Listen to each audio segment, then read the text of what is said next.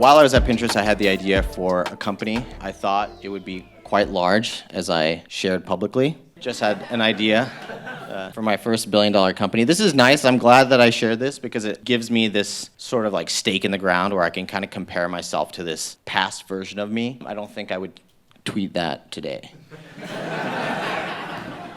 I personally love the word first in here.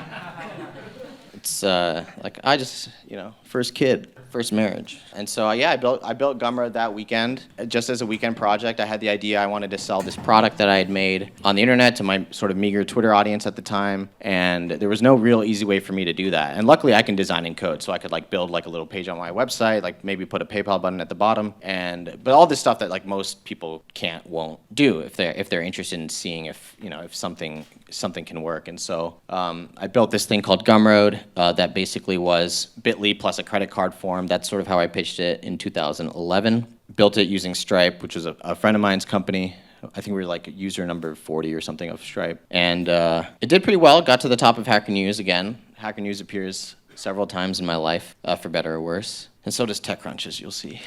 But that did really well. 50,000 people saw it on the first day. And it kind of just became a thing that became part of every conversation. It sort of infected me.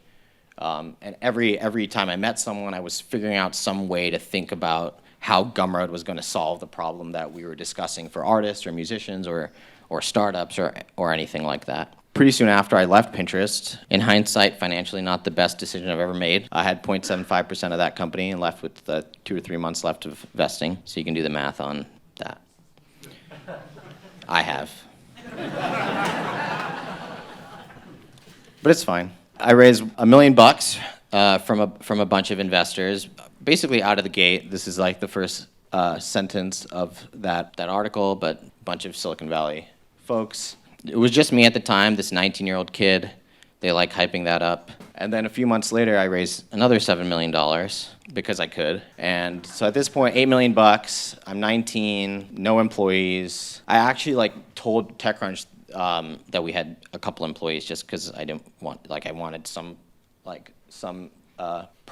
personality there, not just some dude going crazy. So yeah, and basically 6 months, 2 years ago, I was a senior in high school.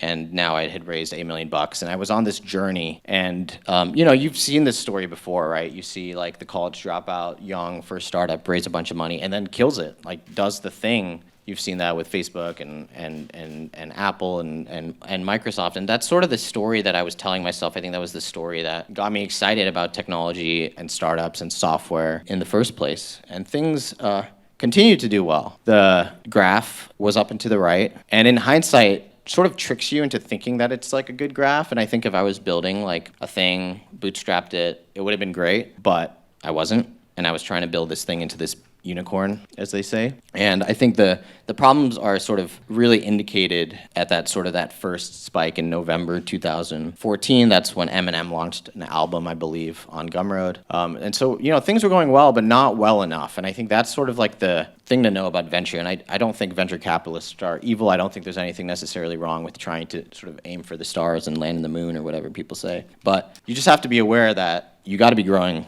really, really, really fast.